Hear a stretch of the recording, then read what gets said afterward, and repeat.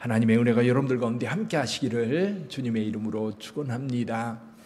지금 인이 떼어지고요, 7나팔을 7천사가 들고 불기를 시작할 때 첫 번째, 두 번째, 세 번째, 네 번째 나팔, 이 8장에 기록되어 있지요. 이 네 천사의 나팔은 자연재해입니다.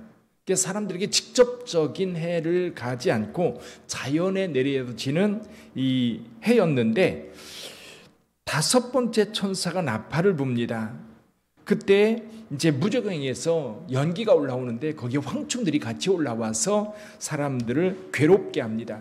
여러분, 이 다섯 번째 나팔을 불 때는 이 황충들이 올라와서 사람들을 괴롭히는데 사람들을 죽이지는 못해요. 또 사람들도 그 괴로움에 죽고 싶어도 죽을 수가 없어요. 죽음이 허락되어 있지 않습니다. 그런데 여섯 번째 나팔이 부니까요, 이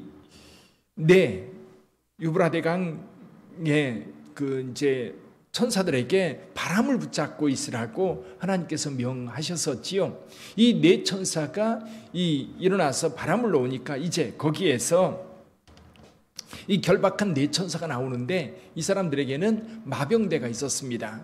2만만이라고 하는 숫자의 이 마병대가 있는데, 말들이 있는데 그 말의 입에서 불과 그리고 연기와 유황이 나와가지고 사람들을 괴롭게 하며 3분의 1을 죽입니다. 그런 가운데에 힘센 천사가 나타나요.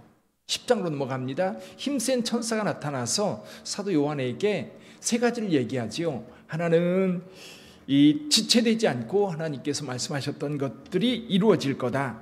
두 번째는 하나님의 비밀이 드러날 거다. 하나님의 비밀이 드러나면 이루어질 거라고 말씀하시면서, 세 번째는 이 손에 작은 두루마리가 있는데 그 두루마리를 가져다 먹으라는 거예요. 그래서 사도 요한이 그 두루마리를 갖다 먹으니까 입에서는 단데 배에서는 너무너무 쓴 거예요. 자, 그러는 가운데 이 힘센 천사가 뭘 줘요? 갈대를 하나 줘요. 갈대. 여러분, 이 갈대는 자입니다. 자. 이렇게 길이를 재는 자. 그래서 이걸 캐논이라고 그래요. 캐논. 그래서 성경을 캐논이라고도 하고 그러는데요, 정경을 캐논이라고도 하는데, 이것을, 이 자를 주면서 이 성전을 측량하라는 겁니다. 이게 오늘 읽은 11장의 내용이에요. 이 성경이 이렇게 흘러가는 거를 좀 같이 보면 좋습니다. 근데 여기 11장과 12장이 사실 이 요한계시록으로 해석하는데 굉장히 좀 곤란하고 난해한 곳이기도 해요. 근데 한번 볼까요? 자, 갈대를 주면서 하나님의 성전과 제단과 그 안에 경배하는 자들을 측량하라고 말합니다. 그런데 성전 밖, 이방인의 뜰은 측량하지 말라고 말합니다. 그러면서 두 증인을 이제 세우는데 그들에게 권세를 주고, 이 사람들이 베옷을 입은 상태에서 1260일 동안 예언을 합니다. 자, 여기 그렇다면 이 성전은 어느 성전일까 궁금해져요. 하늘 성전인가 아니면 이 땅의 성전인가? 오늘 11장 19절에 보면 하늘의 성전이 열린다라고 하는 말이 나옵니다. 이에 하늘에 있는 하나님의 성전이 열리니 성전 안에 있는 하나님의 언약궤가 보이고 번개와 음성들과 우리와 지진과 곧 큰 우박이 있더라. 근데 여기는 하늘의 성전인데 지금 11장 앞부분에 나오는 성전은 어느 곳일까? 자, 결론적으로 말하면 이 성전은 예루살렘 성전입니다. 이 지상에 있는 예루살렘 성전. 그럼 지금 좀 한 가지 궁금한 게 있을 거예요. 7장에 휴거가 일어났다면 이 땅에는 예수 믿는 사람들이 없어요. 다 휴거돼서 공중에서 우리 주 예수 강림하신 그분과 함께 만나고 있을 겁니다. 그럼 이 땅에 이루어지고 있는 그럼 성전, 예루살렘 성전은 어떻게 된 건가? 그래서 이제 학자들은 말합니다. 해석이 너무 분분하니까 무엇이 옳고 무엇이 그런지 분별하기가 참 어려운데요. 왜냐면 그 계시록, 특히 이제 칼빈 같은 경우도 창세기와 요한계시록은 주석을 하지 않았다는 이야기가 있어요.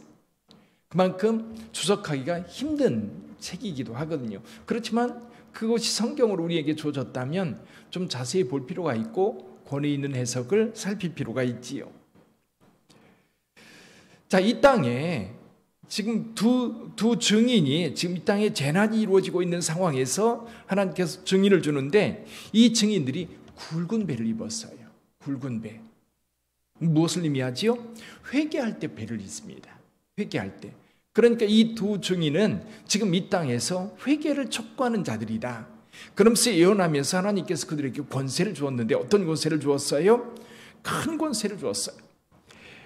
5절에 보니까 만일 누구든지 그를 해하고자 하면 그들의 입에서 불이 나와서 그들의 원수를 삼켜버릴 것이요 누구든지 그들을 해하고자 하면 반드시 그와 같이 죽임을 당하리라. 그리고 이 권세가 있는데 어떤 권세가 있어요? 하늘이 닫혀서 비가 오지 않고 엘리야의 예언, 엘리야의 사역을 생각해 볼 필요가 있지요. 물이 피로 변하는 기적. 이건 모세가 애굽에서 내렸던 기적이죠. 그러면서 아무 때든지 원하는 대로 여러 가지 재앙을 땅에 내릴 수 있다는 겁니다. 그런 능력을 가지고 이 사람들이 회개를 선포하는데 이들이 활동한 무대가 어디냐면 예루살렘이에요. 여기 그들이 이제 나중에 사탄이 무정행에서 나와가지고 이들과 전쟁을 하게 되는데 이 두 증인이 이 사탄에 의해서 죽임을 당합니다. 근데 이 죽임 당한 곳이 어디예요? 예수께서 십자가에서 죽은 그곳, 즉 예루살렘입니다. 예루살렘. 그러니까 이 성전도 지금 예루살렘 성전이 잠깐 놓인 거예요. 그 사람들이 이스라엘이 독립할 때에 종말이 왔다고 많이 어떤 기대를 했었어요. 그리고 지금 회교사원, 이방인들이 그 땅을 차지하고 있어요. 성전터가. 근데 마지막 여기 7년대 환란 때 여기가 잠깐 회복이 되는 겁니다. 성전으로 회복이 되어서 거기서 제사하도록. 근데 이 제사가 제대로 이루어지지 않지요. 근데 중요한 것은 이 두 사람이 증언함으로 인하여 많은 사람들, 특히 이 예루살렘에 있는 유대인들이 회개하고 하나님 앞에 돌아오는 일이 생기는 거예요. 근데 이 두 증인이 죽임을 당해서 시체가 길에 버려졌어요. 그리고 이 원수로 이 두 사람에 의해서 괴로움을 당하던 사람들이 이 두 사람 죽은 것이 너무나도 기뻐서 어떻게 해요? 예물을 보내고 서로 기뻐했어요. 근데 3일 반이 지난 다음에 하나님께서 그에게 그 생명을 불어넣어서 다시 일어나서 구름 타고 하늘로 올라갑니다. 이 광경을 많은 사람들이 지켜보면서 13절에 보면 하늘의 하나님께 영광을 돌리더라라는 말이 있어요. 무슨 뜻이에요? 하나님의 역사, 이 두 증인을 통해서 이들을 통해서 하나님을 믿게 된 사람들, 그들이 하나님께 영광을 돌리고 있는 겁니다. 그래서 이 두 증인이 나오는데 여러분 이 두 증인에 대해서는 이단의 교주들이요 바로 내가 이 증인이다라고 얼마나 많이 주장하는지 몰라요. 이 두 사람이 나라는 거예요. 자기라는 거예요. 고난당하다가 이게 진짜 이단들이 박해를 많이 받잖아요. 또 사람들에게 외면을 당하잖아요. 그리고 버림받았다가 이렇게 다시 일어날 거라는 거예요. 그렇게 주장하는 사람들이 많이 있습니다. 다 이단들이죠. 마지막 때, 지금 이 시기가 언제인지 지금 그 시기가 아니거든요. 이건 7년대 환란이 있는, 이 땅에 환란이 굉장히 크게 일어나고 있는 그런 상황에서 나타나고 있는 일입니다. 그래서 이 두 증인이 유대인을 위해서 하나님께서 잠시 보낸 겁니다. 근데 이게요, 구원사에서 보면 하나님께서 분명히 아브라함, 이삭, 야곱을 선택하셨어요. 그리고 그들을 통해서 하나님께서 하나님의 역사, 구원의 역사를 시작하셨어요. 이걸 구속사라고 그러지요. 야곱의 아들 자녀들이 애굽에 내려가서 이스라엘의 큰 민족이 됩니다. 그들이 고통당할 때 하나님께서 모세를 보내서 그들을 건져냈어요. 그러면서 이스라엘 백성들에게 하나님께서 사명을 주었죠. 너는 이 땅에 제사장 나라가 될 것이다. 제사장 나라. 그건 뭐예요? 중보자거든요. 모든 민족의 중보자, 모든 민족의 어떤 구원을 위해서 하나님 앞에 먼저 부름받은 자, 제사장 나라라는 거죠. 그러면서 하나님께 제사 드리는 방법을 가르쳐주고, 그리고 제사장들을 통해서 백성들을 어떻게 이끄는지, 어떻게 하나님 나라, 하나님 앞에 나가는 방법을 가르쳐 주었어요. 그러면 이 민족 전체가 제사장 나라라고 한다면 여러분 온 세계에 있는 모든 민족의 제사장 나라로서 그 나라들을 하나님께로 이끌어야 됩니다.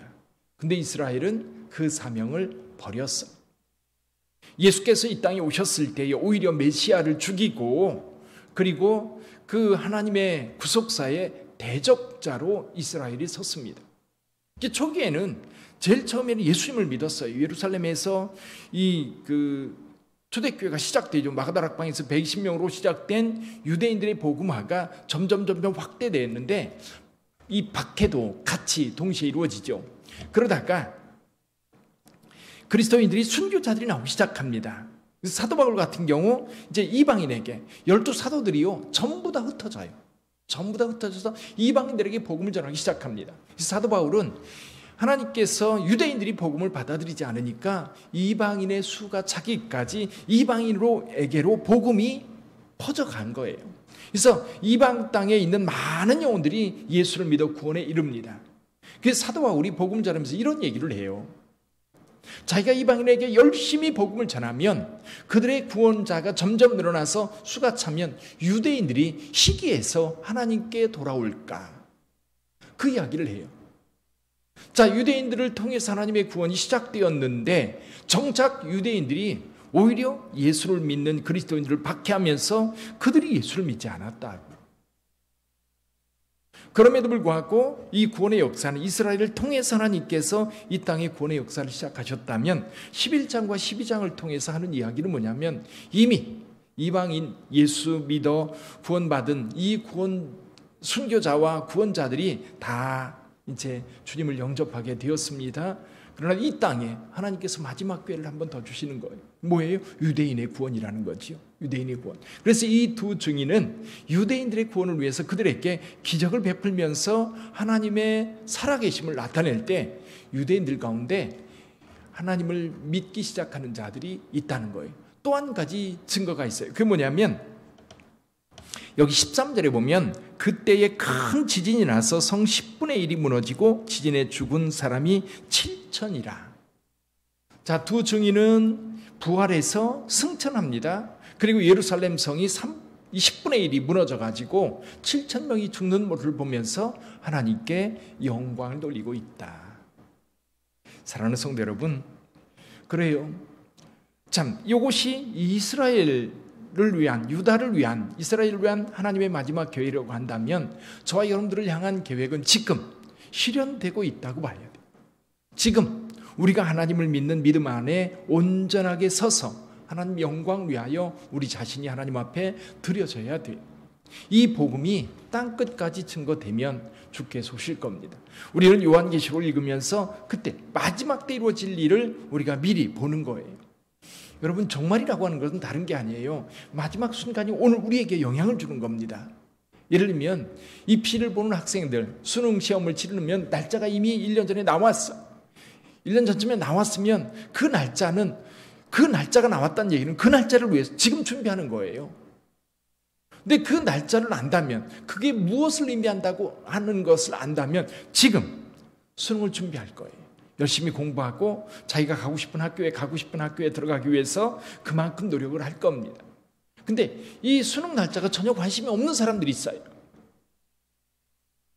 학생임에도 불구하고 그 과정을 통과해야 됨에도 불구하고 전혀 관심 없이 오늘 그냥 즐기고 놀러 다니고 뭐 콘서트에 다니고 그런 아이들이 있을 거예요. 그들에게는 그날이 재앙의 날이 되는 거예요. 모른다고 한다면, 그것이 내 날이 아니라고 한다면 할 수 없지요. 그러나 분명한 것은 우리 하나님께서 이 말씀을 통해서, 성경을 통해서 우리에게 말씀해 주셨다면 오늘이 중요합니다. 그때 어떻게 질 건가 거기만 살피다가 오늘을 놓치면 안 돼요. 오늘 하루 살아갈 때도 주와 동행하시고 오늘 하루를 살아갈 때도 여러분 빛과 소금의 역할을 하면서 더 많은 영혼들이, 하나님께서 원하시는 것은 이 땅에 있는 모든 사람들이 구원 얻는 거예요. 우리 교회가, 우리 빛된 성도들이 이 일에 적극적으로 협력해서 하나님의 뜻을 이루어가는 저와 여러분들이 되기를 주님의 이름으로 축원합니다. 기도하겠습니다.